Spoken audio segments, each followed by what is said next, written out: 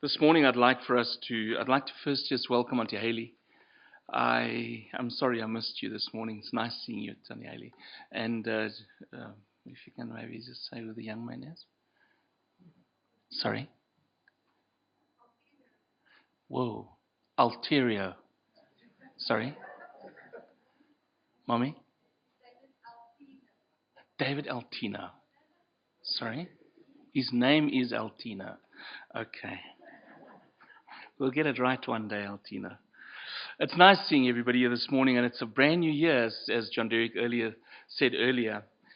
But there's something exciting about this morning, and I'd like us to have a look at the book of Joshua this morning. And if you are in your text, I want you to turn in Joshua chapter 3.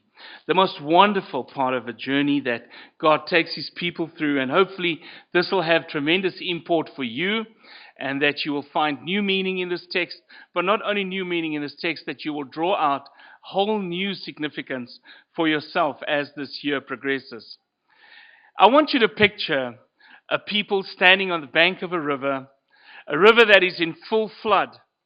Can I ask anybody if you've seen a river in full flood ever in your life? Have you seen it?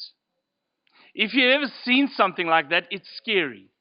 It is very scary.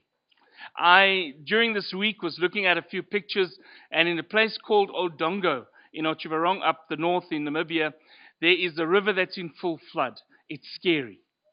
That water comes and it takes everything in its path. And the interesting thing about that is that God promised his people at that time that they would go into the land of Canaan, but they had to cross over the Jordan. And so I want you to picture 1 million people standing on the bank of the Jordan, about to cross it, and there's a river. Nerves are crackling, anticipation of God's promises, but the reality of the matter is right in front of them, there was this river. And so the big question is, how's God going to sort this lot out? In the same way today, you and I are standing at the bank of a brand new year. God had promised you that he would be with you all the way through. He would stand by you. He would sustain you. He would never leave your side, and he would be with you. But in your heart and your mind, you're worried about how's God going to stem this tide of this river to take me into this new chapter of my life. I love the beautiful things that are happening in the lives of our young people. Many of them are going into medical school. Many of them going into law school. Many of them are studying nursing. Many of them are finishing nursing and embarking on new careers. And all this kind of freshness is taking place with us. What would these people have reminded themselves about? I want you to know as well, within the nation of Israel, there is a huge significance in narrating the story continually of the power of God to their children. And so the typical situation would be that as the family would be in the household, there was no television, there was no radio, but the family would get together and talk about life. And one of the most significant parts of that conversation would be the historical significance of God's role in their life.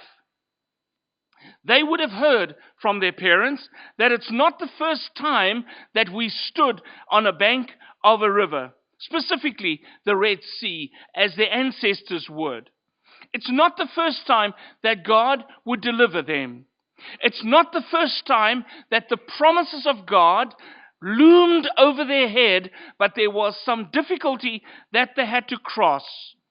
Not only some difficulty, but some danger that was imminent on their backs.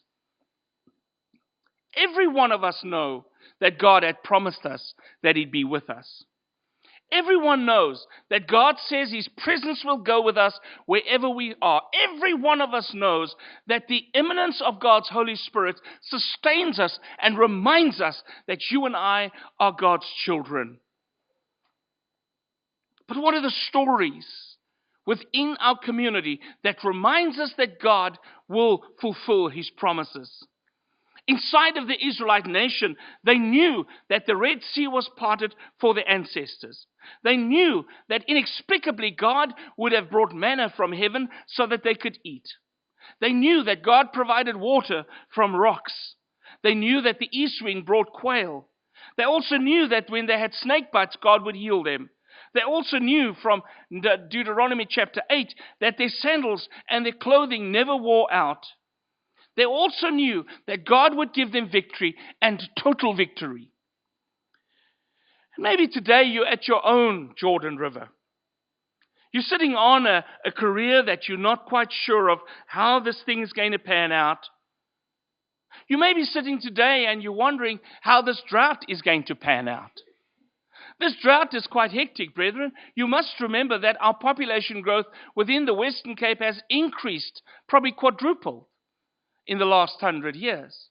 And just the last 20 years, it's escalated even more. We're now from 1 million people about 20 years ago to 4 million. We've had this drought before.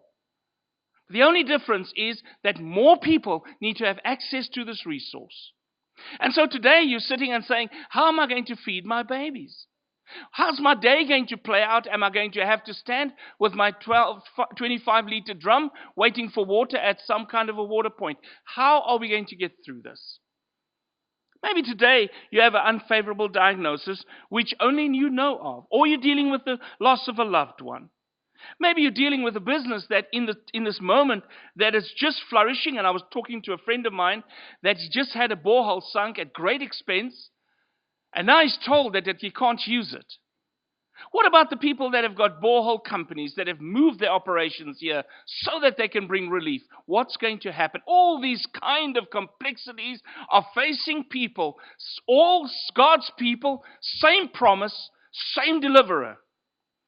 And here stands God, and he says to you and me, and he asks us the question, what is there for you and I not only to cross this river, but also flourish in that promised land of this new year that God has given us? Firstly, you must learn to trust God.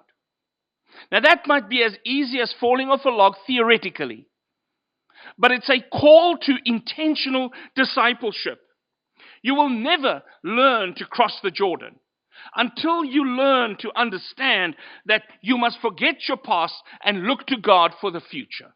Maybe last year was an amazing year for you, or maybe it was a dismal year. In both cases, you need to forget about the past.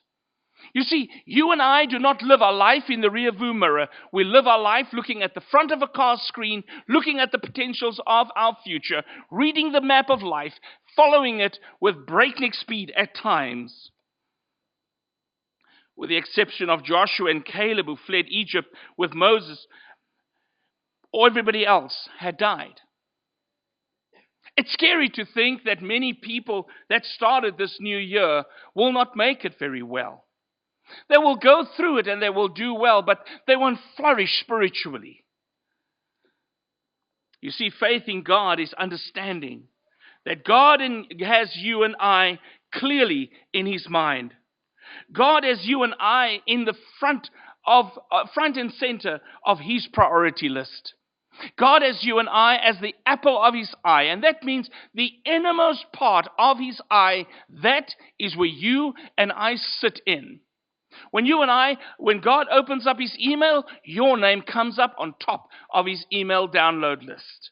What has my son Jeff had to say to me this morning? And I know I'm just trying to not trivializing it, but simplifying it to a level that I can understand. In the book of Joshua, chapter 3, and I encourage you to read these passages. Early in the morning, Joshua and all the Israelites set out from Shittim and went to the Jordan, where they camped before crossing over. After 3 days, the officers went throughout the camps, giving orders to the people. When you see the ark of the covenant of the Lord your God and the priests who are Levites carrying it, you are to move out from your positions and follow it. Then you will know which way to go, since you've never been this way before. But keep a distance of about 1,000 yards between you and the ark. Do not go near it. Joshua told the people, consecrate yourself, for tomorrow the Lord will do amazing things among you. Joshua said to the priests, take up the ark of the covenant and pass on ahead of the people. So they took it up and went ahead of him. The key piece behind it is in 7 and 8. Today I will begin to exalt you in the eyes of all Israel, so that you may know that I am with you as I was with Moses. Tell the priests who carry the ark of the covenant, when you reach the edge of the Jordan waters, go and stand in the river. What is the significance of what I just read? You see, the question on the mind of the people were far more imminent as worrying about how great the being across the river will be. Imminent was, how will we cross the river? Imminent would be, will God be able to dam up this river? Imminent will be, will God deliver us from our enemies once we are in that promised land?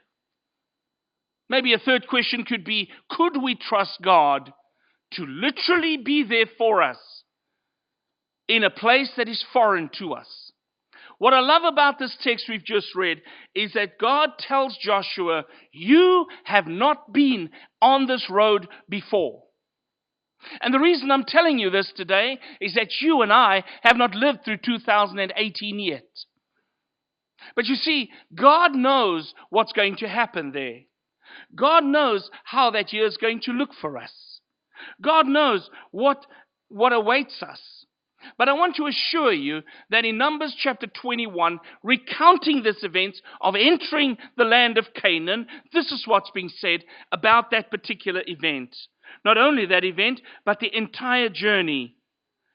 In Joshua chapter 21, he says the following. In verse 43, so God gave Israel all the land that he swore to give their forefathers, and they took possession of it and settled there. And God gave them rest. The key behind it is that God keeps his promises. And secondly, you need to live that adventure with God. I want to encourage you this year not to be anxious, bent out of shape. Do what you must do. Plan if you must plan. Work hard when you must. Rest when you must. Be with your family when you must. Balance your life, which you must. But most important, you need to live that adventure that God is taking you on. No, the key behind it is that when you go into this year, you are following somebody deliberately, and that person is Christ. You see, crossing our Jordans from Jesus' side would be like Mike read this morning. If anyone will come after me, he must deny himself, take up his cross, and follow me. For whoever wants to save his life will lose it. Whoever will lose his life for me will find it. You will find out that you truly gain when you give of yourself. The most successful people in this world are people who gives themselves to their craft. And I'm talking successful people on a material level. They dedicate their life to their craft. They work hard at their craft. The most successful people spiritually are people who have managed to put God front and center in their lives. They don't go around telling the world that they are holy and all that, but they live a holy life so that the world has got no other option but to conclude when he looks into their lives that these people are different because they follow Christ. Genuine discipleship means living for Jesus, being challenged in your comfort zones, being challenged when you need to exercise stewardship. My wife, I think, is the worst when it comes to water saving. I thought I was bad. I've never in my life come across, sorry, Lovey, I thought you were at Children's Worship Hour. She's the kind of woman that says, you know what, we can shower in less water. And this morning I bravely called her, says, come and check this. Look at that. And she says, did you cover all of it? I said, yes, I did. All gorgeousness I covered. And she said, yesterday I did only 25 liters. And I'm like, okay, brag. The key behind it is that it depends how you're going to approach this thing. Are you going to approach your whole life with complaints and moaning about he should have, she should have? Or are you going to approach it and say, Lord, it's just us and you. It's always been just us and you. And so today, Father, we look at what you've given us and we're going to make the very best of it. Following Christ is simply saying, Lord, I subject my life, I subjugate my entire being to your will. Not only learning your will, because that's critical. You need to know why you do what you do. But also saying, I know what I must do. And those two go together. Israel followed the rock. And 1 Corinthians chapter 10 will tell us, and that rock was Jesus. That was the one that sustained and guided them all the way through. Crossing Jordan requires action. Crossing Jordan does not mean you standing before your challenge and saying, God will take care of this. There are specific things that God told his people. The first thing that he said to them, if you want to go across this river, you need to consecrate yourself. And that means, he says, that you need to make yourself holy. You need to set yourself apart for me. It is incidental in following Jesus, doing his will, that God gives you dominion and victory over the physical world. It's when you have it the other way around that you become its slave. And Jesus Christ will tell us that you and I need to be action people this year. James will tell us, what good is it, my brothers, if a man claims to have faith and has no deeds? Can such faith save him? Suppose a brother or sister is without clothes and daily food. If one of you says to him, go, I wish you well, keep warm and be well fed, but does nothing for his physical needs, what good is it?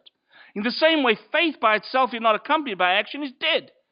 But someone will say, you have faith, I have deeds. Show me your faith without deeds, and I will show you my faith by what I do.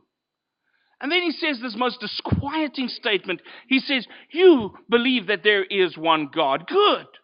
Even the demons believe that and shudder. Hang on a bit. The key behind it is he's saying to you and I that what our belief system is must be congruently applied to how we live. And then he says to us, you want to tell me about faith? Satan also believes it. But the difference with Satan is he has decided to oppose God's will with his life and diametrically go against the will of God.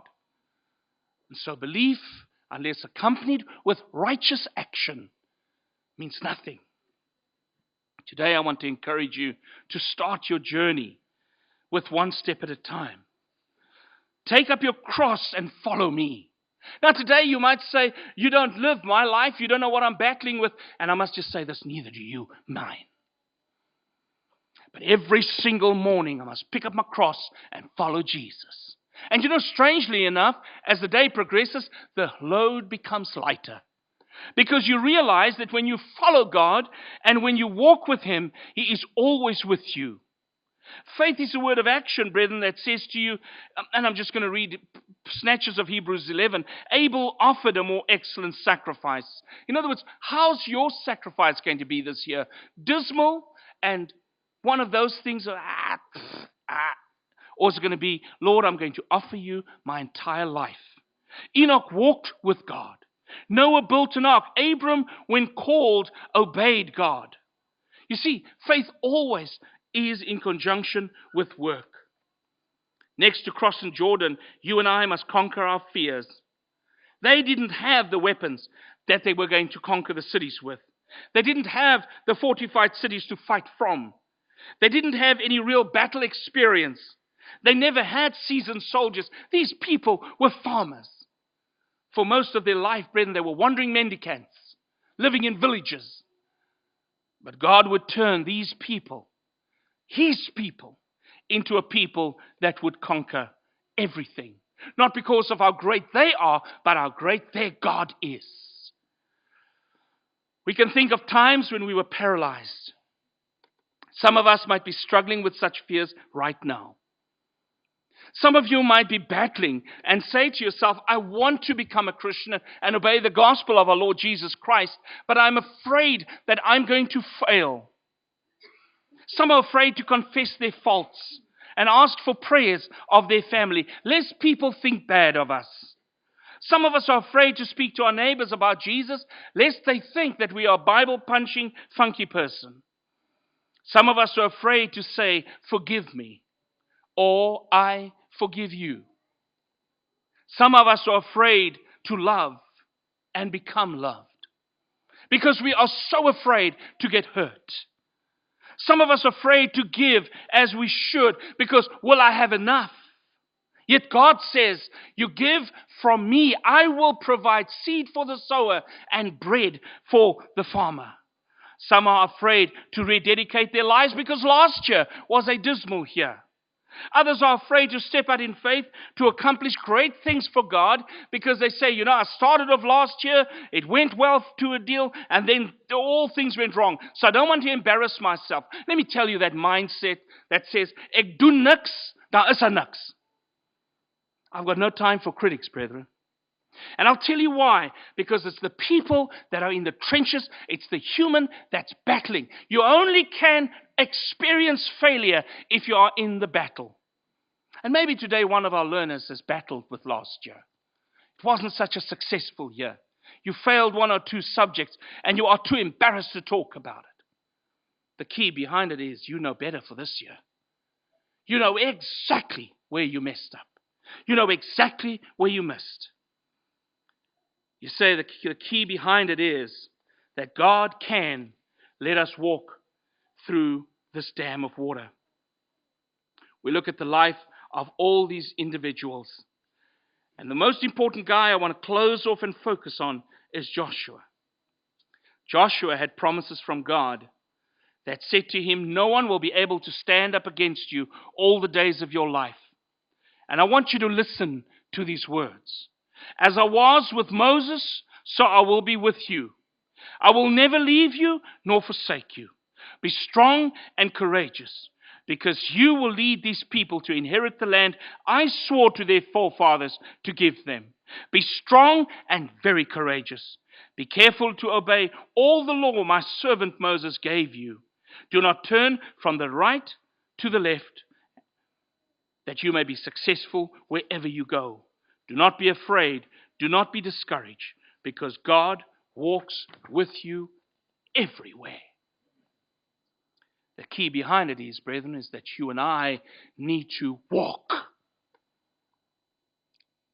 My teacher in Standard 2, Mrs. Boonsire, made a comment one day. I can remember every one of my teachers. She says, a rolling stone gathers no moss. And so she says, if all you can do is roll, roll. Zig Ziglar in his book, See You at the Top, says, your attitude determines your altitude. You see, brethren, if you want to be great in the kingdom of God, you must serve Him. If you want to be forgiven from God, have an attitude of forgiveness toward others. Forgive and you'll be forgiven. Do you want to go nowhere in your Christian walk? Have an attitude of complacency and apathy. Have an attitude of lukewarmness, and God will spit you out. You want to fail to cross the Jordan? Have an attitude of indifference and tell God to His face, you can't take me through this. You will certainly lose. Attitude has a lot to do with Christianity. But you see, for us, right in this wonderful emblems of the Lord's Supper, see a victory that there is life beyond the grave, can today say, Lord, I believe.